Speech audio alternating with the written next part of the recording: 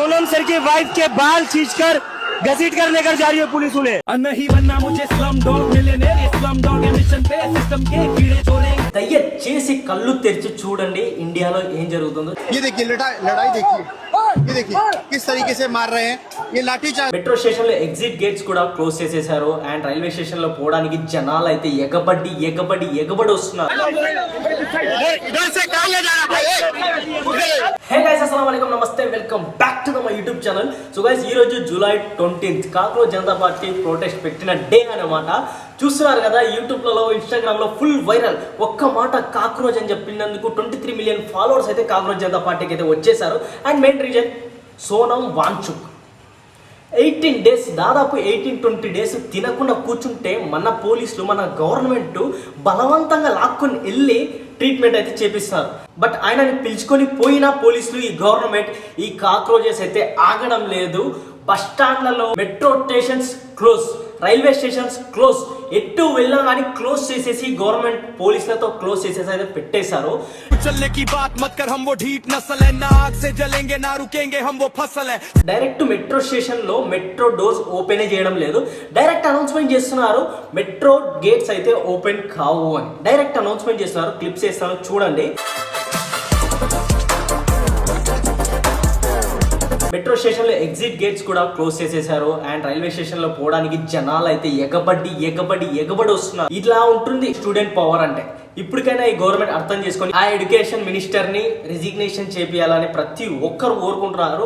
Instagram లో, ప్రతి చోట, ఇన్స్టాగ్రామ్ లో, యూట్యూబ్ లో, సోషల్ మీడియా ప్రతి ప్లాట్ఫామ్ లో ప్రతి స్టూడెంట్ ఒకటే మాట చెప్తున్నారు, ఎడ్యుకేషన్ మినిస్టర్ ని రిజిగ్నేషన్ చేయాలి అని. బట్ ఆయన రిజిగ్నేషన్ చేయలేడు, ఎందుకంటే ఆయన సైన్ చేయలేడు. ఆయనకి తమ్మొత్తమనండి, ప్రతి ఒక్కరు వెళ్ళి తమ్మొత్తమనండి. ఎందుకంటే మన దేశంలో రేపిస్ట్ ఏమో నేత అయిపోతాడు, చదువు రానివాడేమో ఏదేదో అయిపోతాడు, చదివినోడు ఇలా చచ్చిపోతాడు. మంచిగా చదువుకొని పాస్ అయ్యి ఒక ఐఏఎస్ ఆఫీసరో, ఒక డాక్టరో ఏమో వాళ్ళని ప్రతి ఒక్క స్టూడెంట్ డైలీ చదువుకుంటాడు. బట్ మన దేశంలో పేపర్ లీక్ అయిపోతుంది. డబ్బులు పెట్టి కొనుక్కునే వాళ్ళేమో పాస్ అయిపోతారు, జాబ్స్ కొడతారు, ఐఏఎస్ అయిపోతారు, డాక్టర్లు అయిపోతారు. బట్ మన దేశంలో ఉన్న ఇలాంటి మిడిల్ క్లాస్ ఫ్యామిలీ మంచిగా కష్టపడి చదువుకొని, కష్టపడి వాళ్ళ ఫ్యామిలీ ప్రాబ్లమ్స్ అన్నీ చూస్తూ వాళ్ళు ఎలాగో అయినా పాస్ అయ్యి వాళ్ళ ఇంటి, వాళ్ళ ఫ్యామిలీ లైఫ్ స్టైల్ చేంజ్ చేయాలని మంచిగా చదువుకుంటారు. బట్ ఇలా పేపర్ లీక్ అయిపోతుంది, నీట్ పేపర్ లీక్ అయిపోతుంది. అండ్ దాని తర్వాత చాలామంది స్టూడెంట్స్ అయితే సూసైడ్ చేసుకున్నారు. దీన్ని చూసి ఆ ఎడ్యుకేషన్ మినిస్టర్ని రెజిగ్నేషన్ చేపియకుండా అలానే గవర్నమెంట్ ఏం చేస్తుందో మన ఇండియా గవర్నమెంట్. అప్పుడేమో మన ఇండియాలో బ్రిటిష్ వాళ్ళని తరిమేయడానికి మన వాళ్ళు చాలా కష్టపడి ఫైనలీ వాళ్ళకైతే గెంటేసి గవర్నమెంట్ ని మన హ్యాండ్ ఓవర్ లో చేసుకుంది ఇండియా వాళ్ళు. అండ్ దాని తర్వాత ఇండియా వాళ్ళందరూ ఏం చేస్తున్నారంటే మమ్మల్ని హ్యాండ్ ఓవర్ లో తీసుకుంటున్నారు. స్టూడెంట్స్ కి జాబులు లేవు అండ్ దేశంలో సరిగ్గా రోడ్లు లేవు. గరీబోళ్ళు ఎక్కువ ఉన్నారని డైరెక్ట్ గరీబోళ్ళ ఇల్లే పడగొడతారు. డైరెక్ట్ పూర్ ఫ్యామిలీస్ ఎక్కువ ఉన్నాయని పూర్ ఫ్యామిలీసే ఉండకూడదని వాళ్ళ ఇల్లే పలగొడుతున్నారు.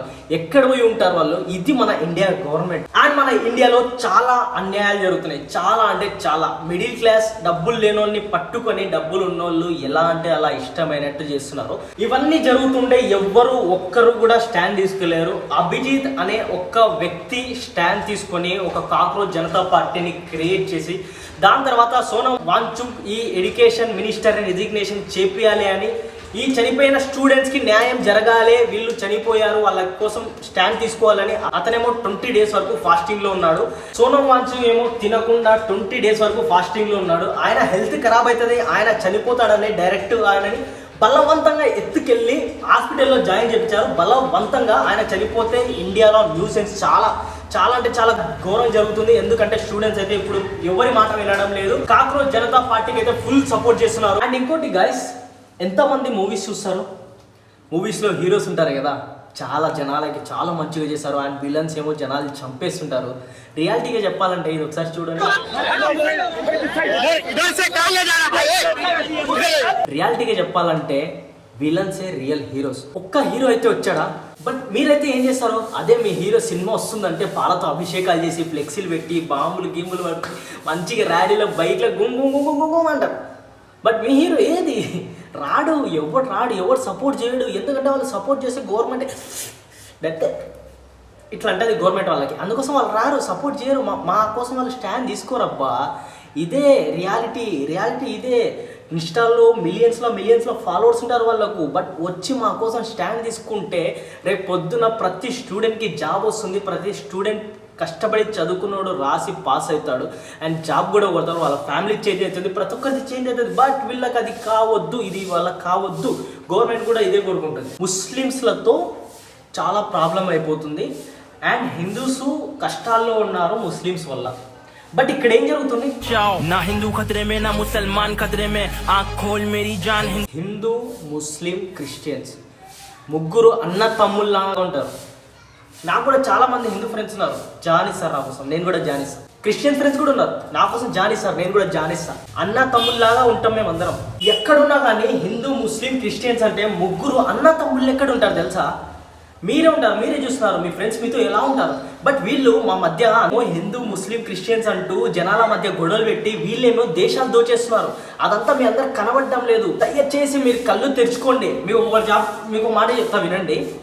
చెడు వినకూడదు, చెడు చూడకూడదు, చెడు మాట్లాడకూడదు. ఇదంతా గవర్నమెంట్ మనతో చేపిస్తుంది. ఇలా చేయకండి. చెడు వినండి, ఏం జరుగుతుంది దేశంలో, ఏం జరుగుతుంది వినండి. చెడు చూడండి, దేశంలో ఏం జరుగుతుంది. చెడు మాట్లాడండి, ఏం జరుగుతుందో. మీ హక్కుతో మీకు హక్కు ఉంది. ఇండియాలో మీరు పుట్టినందుకు మీకు హక్కు ఉంది. మీరు మాట్లాడాలి. స్టాండ్ తీసుకొని ఆ చనిపోయిన స్టూడెంట్స్ కోసం స్టాండ్ తీసుకొని బయటికి రావాలి.